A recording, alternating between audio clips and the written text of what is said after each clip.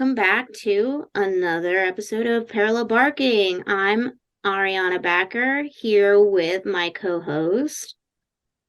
Larry Becker, Bark Bark. Oh, woof woof. My apologies. You How could see, and that is the reason we're going to talk about what we're going to talk about today, I? because your brain just misfires. It misfired, and I do need a An implant. brain-computer interface, But otherwise I known get but I get the control. otherwise known as a BCI. You people listening to this might be familiar with Elon Musk's new company, Neuralink. New company has been around what since 2016, 2015 or something.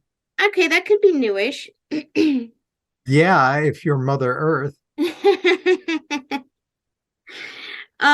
Well, his company just got FDA approval to conduct experiments on conduct human trials. Human trials, right? Don't make it sound like some kind of lurid 1940s movie about a mad scientist trying to control the world by putting electrodes into their brain. But that is the most fun. Okay, but first, let's explain a little bit about what brain-computer interfaces are, although it is kind of self-explanatory. No, it is not robot control operator number two. It's also known as a smart brain, but it is a As opposed communication. to the brains that we have. We don't know. We can make ourselves smarter with a pathway inserted into our brains. We can make ourselves happier with fentanyl too, and see what that's done. It's a pathway between our brain's electrical activity and an external device. Yeah, we're being naysayers, like a robot. Right, it's usually a robot. Or it could be really like a robot limb. A robot limb. Like a robot limb. Like if you've lost something, if you lost a limb, an arm, there are new technologies that allow your brain to communicate with that arm.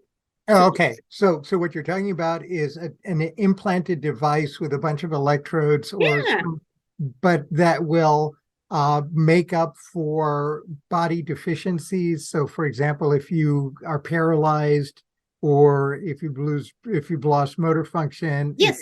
They're repairing human cognitive or sensory motor functions. They're assisting, augmenting. It's like mapping out that which was once there. Okay, so is it like they're neuroprosthetics? That's what they're called. But is it a like an ADT system? What's it called? Or the poor older lady in the commercial, she's fallen down and she can't get up and she presses a button and someone comes. No, it just happens. It just happens as if your brain, you think it and then you. So it's self-contained as opposed to it being controlled externally. It's direct brain control of those prosthetic devices. You mean your own brain's control, not someone else's brain control? Your self-directed brain control. Okay. And so, but these Neuralink, what the difference is between the Neuralink devices and what we're talking about, neuroprosthetics, are that it's just a little different, because the I guess the thought behind it is the same, or it's in the same vein, trying to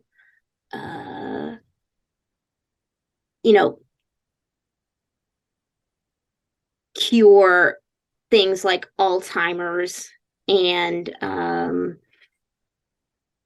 so we're moving from prosthetics to actually rewiring the brain or creating a brain interface substitute.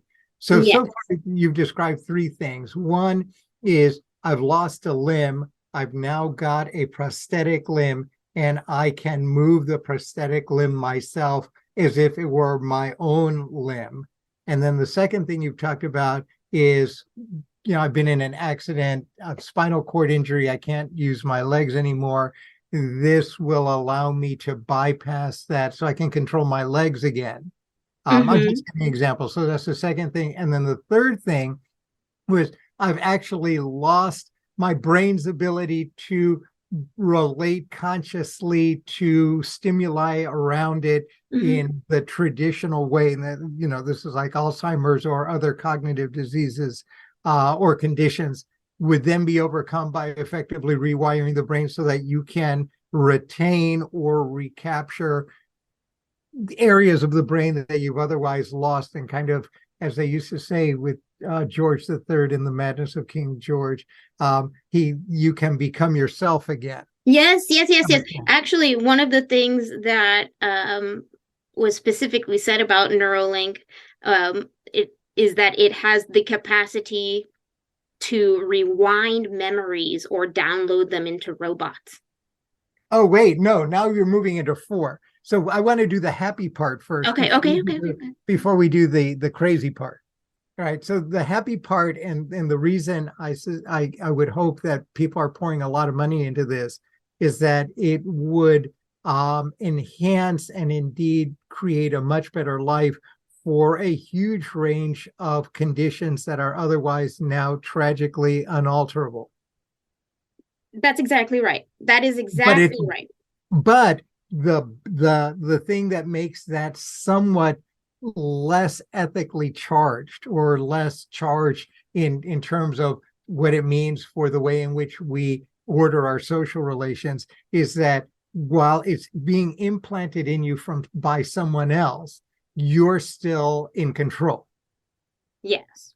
The person into whom the implant has been placed is still in control. So that's one large category. But now you've moved into magical land, or we've moved from the History Channel or the social science channel into either the horror channel or sci-fi. Well, I bet you there are some that might consider that therapeutic. Yeah, everything is therapeutic, Yes, and isn't that depending on important? Isn't you that hire someone important? like me to remake the definition. I can make anything. I can define anything any way you like, as long as you pay me enough money, or you pay me enough money to keep my mouth shut. You love therapy. Yes, therapeutic. It's, yeah, whatever you want to call it. Death is life. Liberty is slavery. We've been down this road, but that's not where I'm going. I want to do the horror TV sci-fi channel version of this, which is the doorway you just opened. So I want to push you through it. So now you say that in addition to all of this stuff, which is what's going on, the Dutch guy who could start walking. There's an Australian company that is also competing with Musk's company. The big news is that the Americans are now finally on board by giving Musk the ability to do human trials, even though there were tragic, right? So beyond America jumping in, right? And there, of course, we had the issue. There's a side ethical issue, but another podcast about animal testing. There was some tragic thing that happened with some pigs that were being used. But in any case, with respect to all of this stuff, it's all good and positive. We'll work out the bad things and the like. But I want to go to the science channel, horror channel part that you just mentioned, which is the part where you're able to upload or download anything through or by this chip. That's what you meant, right? Yes. That's the next thing. All right. And if that's the case, so I want to be a horror director, although now I'm ripping off, as you will see, some movies. Does that mean that I could actually put in the implant and then put in a little plug so that I can plug myself into some other major computer that would then manage what is in my head? I cannot speak for the plans of Neuralink, but God, you sound like a name of the device itself is brain computer interface. So if the device is computer like. Yeah. But right now, so there's two different kinds. So you're either I've got my laptop and I have my internet off. Then it's just me and my laptop in an intimate relationship. And if me and my laptop have Bluetooth, then we have an intimate relationship with other kinds of devices that are also intimately connected to me. And I know that the analogy is terrible, but this is as good as we're going to get for the moment. What we're talking about here is not that. We're going to turn the internet on, and now all of a sudden I can receive and download. And let's say the internet now, this machine isn't just me looking at a screen, but it's helping me move or helping me recall things or helping me, as you said, use my brain as a smartphone where I've run out of space because I've taken 30,000 pictures of nothing in particular. I need to put those pictures somewhere. They're my memory triggers. And so now I can empty it off there. And then at some point I can go back and retrieve something. Or there's a healthy dialogue between those who have the capacity to offer me all kinds of things that I could input into my brain and me and my brain. So I want to think about I can't go to Tahiti this year. I'm thinking of inane things. I can't go to Tahiti this year, but for some price, you can implant Tahiti memory vacation images, and then I'll feel really refreshed, and all I would have had to do was sleep for 5 or 6 hours, or worse. And of course, then you spin this out. That's the G version, the R and X version of this, or what is it, the NC-17 version? Oh, yeah, is the, whoever is running the master computer, or the whatever. Now all of a sudden you have given in ways that we've sort of given ourselves to as a society from time to time, but it's been old school. Now we're going to do this seamlessly. We are giving ourselves off to some third party, and I guess you can kiss your autonomy goodbye. well, I mean, You're not being reassured. You should be saying no, no, no. We don't want to obviously give our autonomy away. I mean, there's a very good wait. Why not?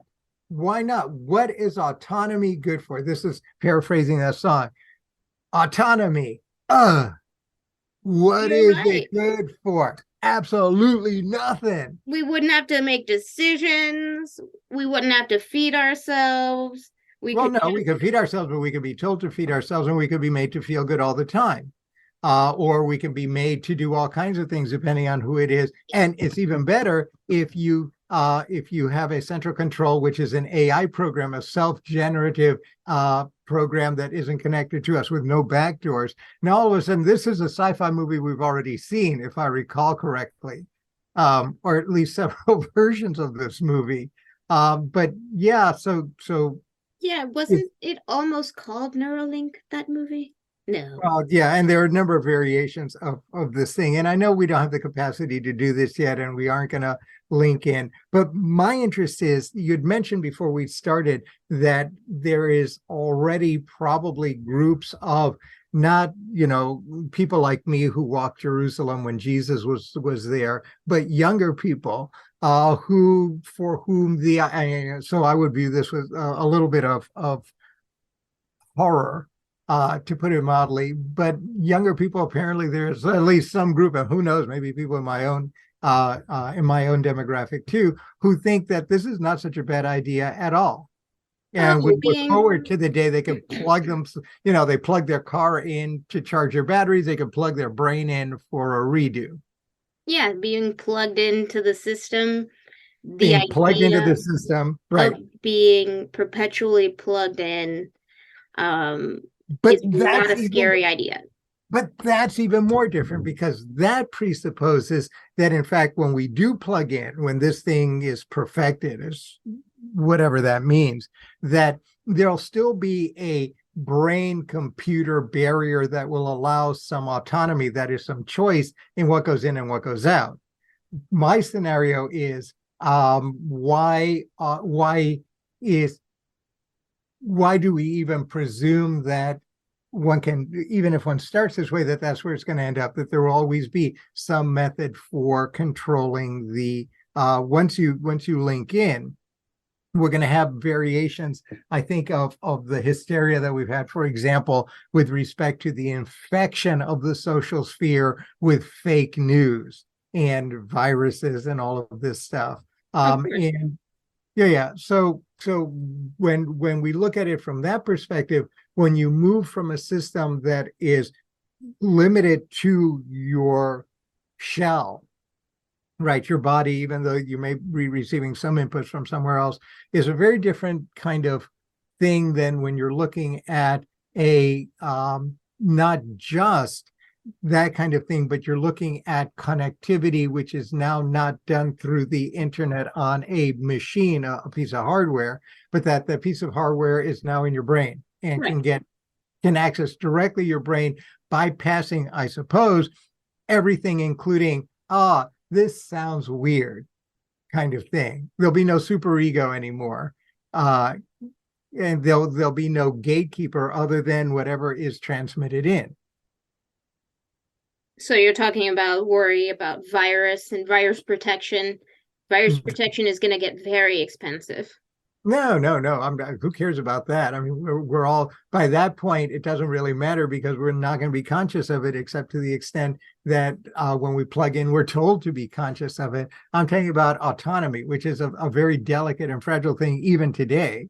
And all we have is old school structural effects on autonomy and autonomous decision making. But what happens when, in fact, you can control your own reality, a bespoke kind of controlling of reality? There's all kinds of things that make this very interesting. One, on the one hand, at one extreme, what we can do is make sure that everyone, right? I've just finished a conference on semiotics where we're looking at collective meaning making.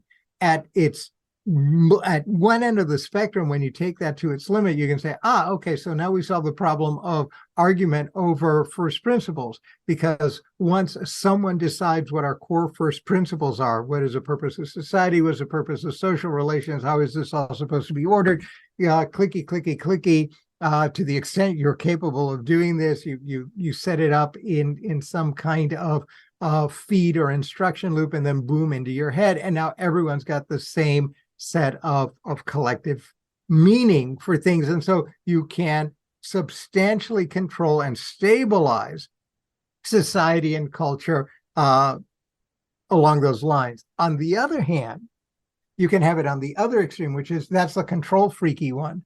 On the other hand, you can have it at the anarchic, not chaotic, anarchic one, where in fact what you do is there's no judgment made. That is, that collective meaning making isn't done but through these inputs, but instead what's going to happen is your brain is going to look like the internet, which is just flooded with all of it.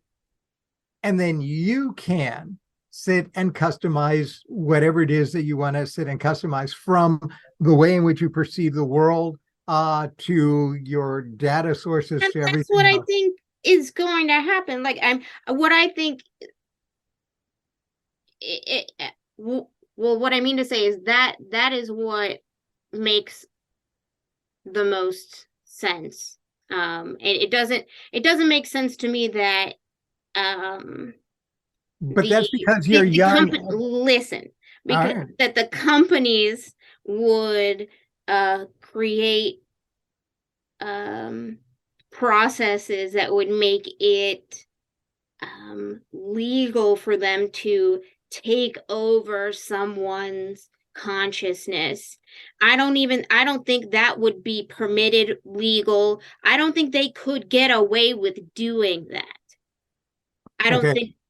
Which is why you are an optimist and I am the opposite of an optimist. I'm not even a pessimist, because my sense is when you put that kind of potential power in the hands of the kinds of people that are running around the world today, and they're great examples of the kind of people that have been running around the world for the last 30,000 years. Well, especially when you My have money would be on old ninnies running around like you, yeah, but yelling then they'd about be it like young. this.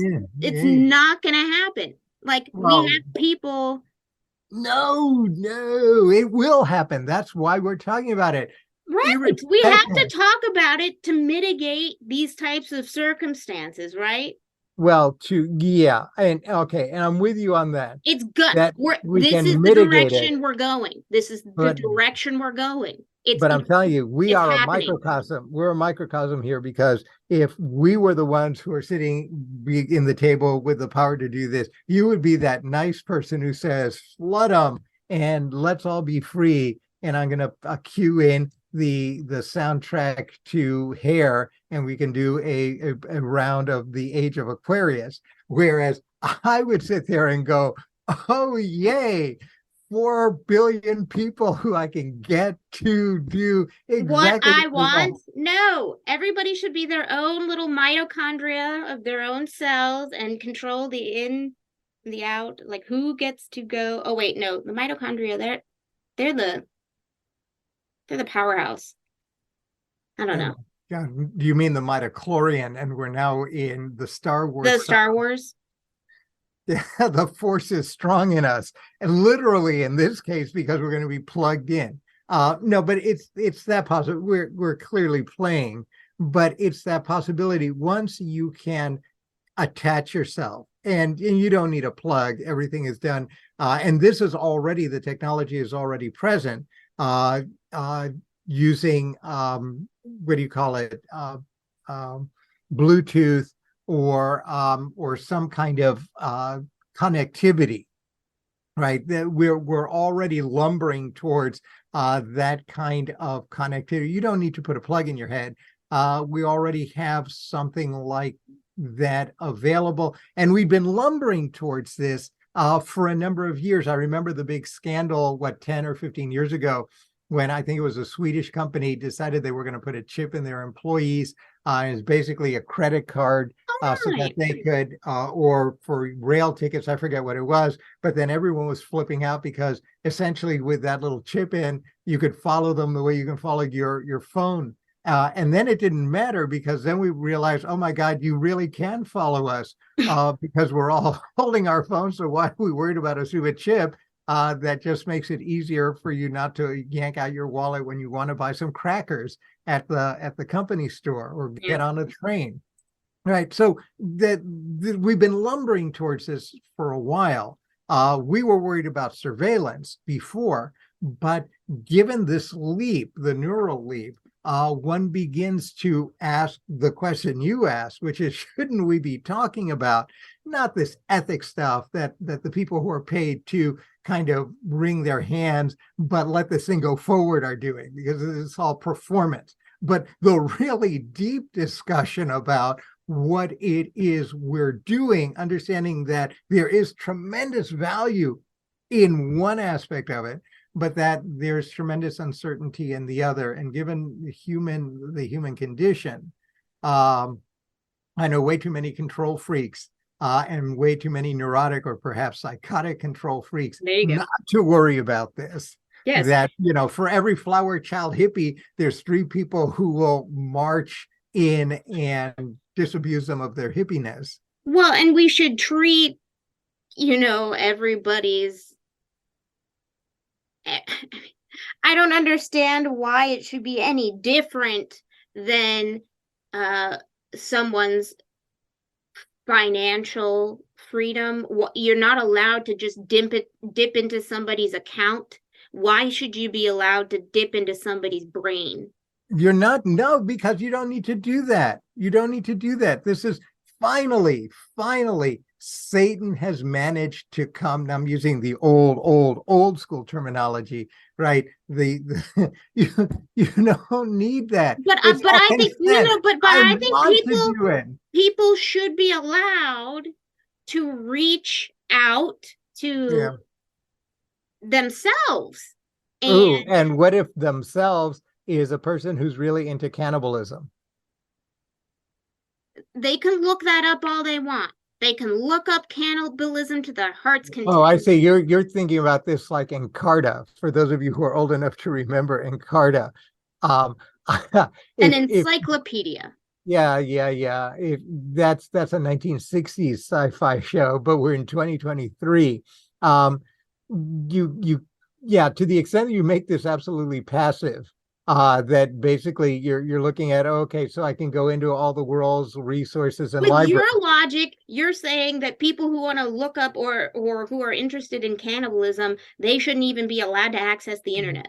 No, well, no, that's a different that's a different conversation. No, what I'm linking two things, and you're absolutely right, and I'm 100% with you. But here's my problem, which is why we started with Mr. Musk and all those other people's Neuralink, and why you my eyebrows raised.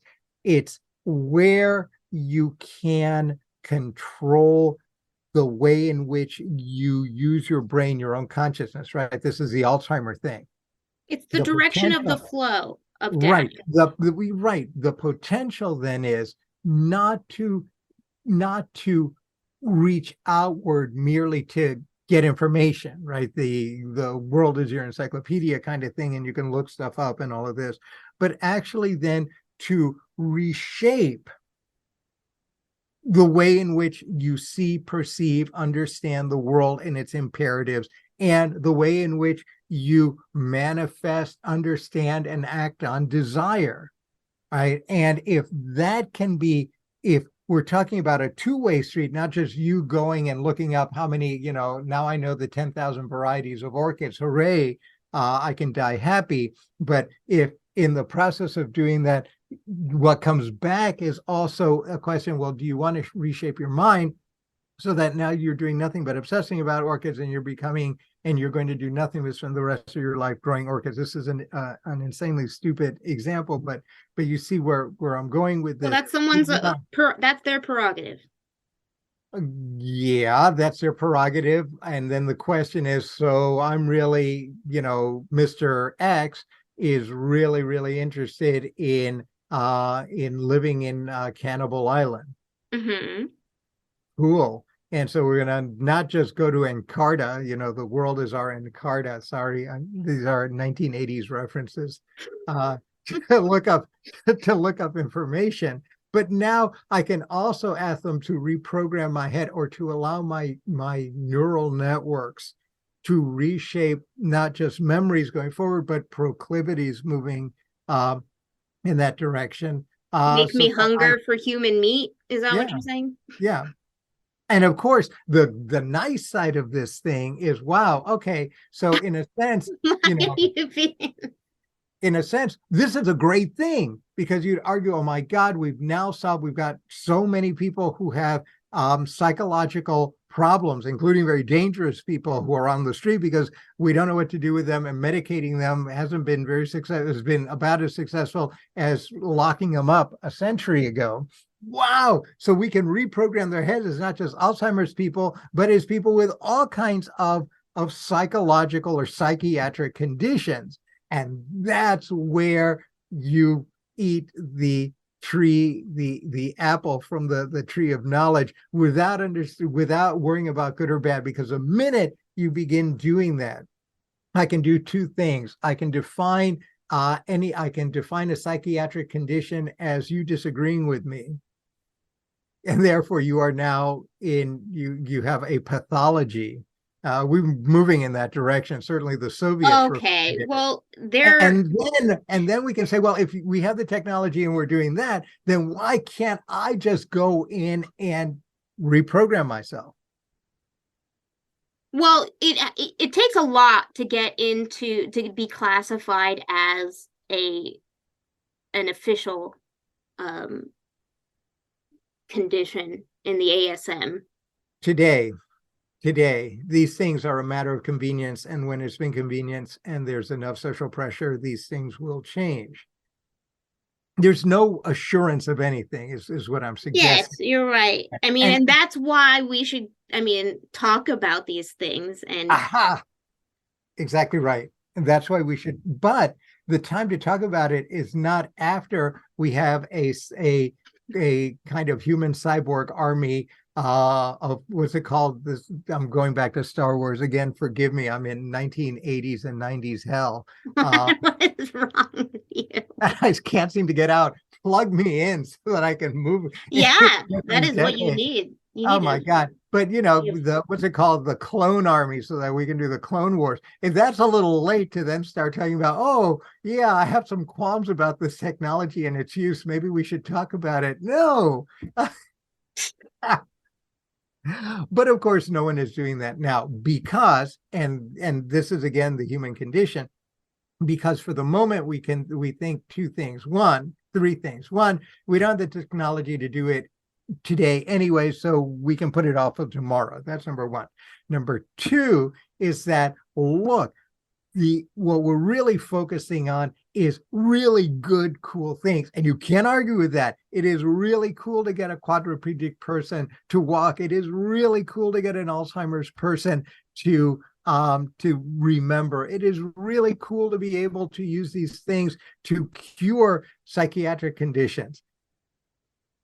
The third thing, of course, is we say, we know ourselves and we can create all of the safeguards that we need, that we never have to really go and ask these hard questions because it'll never happen. And that's what we tend to do. And in fact, when you look at the discussion today, the discussion is all about, and you were leading off with this, which just sent chills down my spine. It's still my spine for the moment. Right?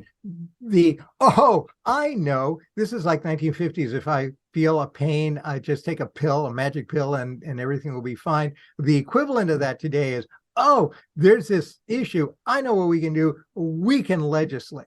Well, legislation, as the medieval people will tell you, is usually not worth the paper it's printed on unless there is significant buy-in, or unless you're willing to spend a tremendous amount of money in enforcement. Absolutely. And how else are you going to do it besides legislation? What's your suggestion? That's the question. And my answer would be, given the extraordinarily significant potential effects it would have on social ordering, social relations, the human condition, beyond these more primitive aspects, which are all good, that until we have that relatively in hand, we should be extraordinarily cautious about letting these things roam around the earth.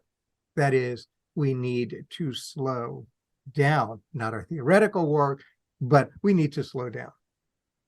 Because you can't be having these things run around and then say, oh my God, there it is. I guess now's the time to do it. And of course, you can say that as much as you want. Business is not going to do that.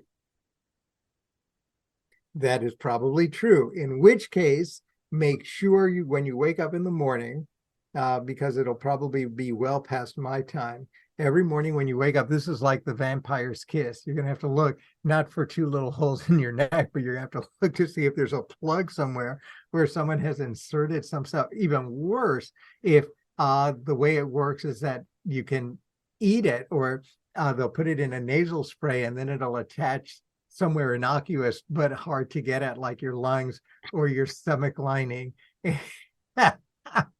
So you don't even have consent anymore about whether you're going to get these things plugged in. Those are the kinds of things that we don't talk about in the flush of glory that is this thing. And by the way, for those who want to have a sense of what this all looks like, one of the potential solutions to the problem of the human condition was described by Isaac Asimov in the Foundation series. One of them, and there were three worlds. One of them was the world of technology. This was the first Foundation. Technology was going to solve all our problems, and it was a mess. The second world he posited was the effectively a social credit kind of world, a world of nudging where you can manage you can manage human beings by managing the stimulants that they face and maneuvering them. And that was sort of a disaster as well. And then the third one that he posited, the one that no one reads because it came at the end, was what he called the Gaia experiment. And that is that everyone loses their autonomy and becomes nothing more than a facet of the singularity, which is where you were going, the singularity Gaia. And you are permitted some variation, but only the variation that is permitted within Gaia. And at the end of the day, it almost felt like he shrugged his shoulders and said, well, the only way that you can solve the human condition is by solving the problem of human individuality. And now you're in some very, very interesting waters, especially if you've grown up in the world now, and certainly in the West and in the Enlightenment and post-Enlightenment West. Well, what's interesting about you saying that is the younger generations in the US have a much more communal mindset than the older generations. Which is why Gaia may be possible. And it may well be that 200 years from now, if someone actually unearths this podcast, they will listen to us and go, oh my God, these people are just, not only are they incredibly primitive, but they just don't get it. They're out of their minds. They're out of, and they will literally be right. Or actually what they'd be saying is, oh my God, they're in their mind. Where are their devices? Where are their devices? Why aren't they connected? They are crazy people, and they either have to be sent to some other penal planet somewhere where... This is what happens when you're unplugged, okay?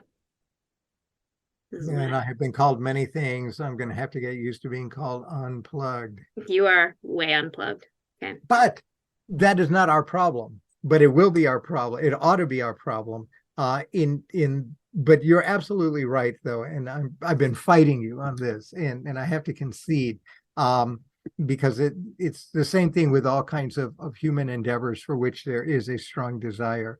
The cat is out of the bag. It is.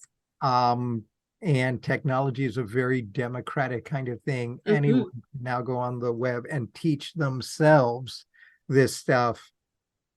The idea of regulatory control is laughable, except in that closed little loop of, I can't say, oh no, I'm not even going to think about the word I was going to use for it, a system of an interlinked system of the same social or economic or political class. They all think that they're regulating for themselves, but this stuff leaks out all around them and then will eventually overwhelm them. But it's coming, which is why not inside Versailles, our regulatory Versailles, our governments, our high-end think tanks, our snooty self-referencing academies, and high-end businesses where people jet around and blah, blah, blah.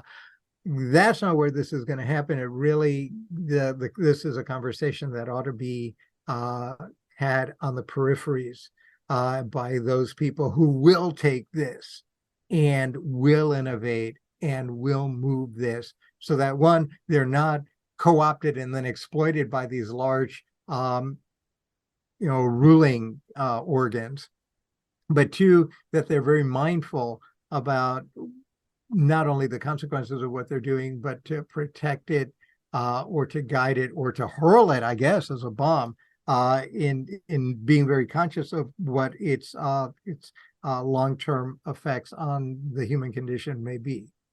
Oh, I totally agree.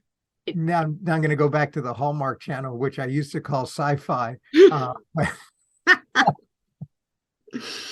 Oh. So bark, bark. Woof, woof. Thanks, everyone, for joining us this time, and we'll be back to this theme. We have barely scratched the surface, but we thought we'd amuse you at least for an initial foray. If you all have ideas about where this should go, if you all think that we missed something, write us. We would love to dialogue with you and then continue this conversation. Yeah, parallelbarkingpodcast@gmail.com. Hit us up. Woof, woof. Bark, bark.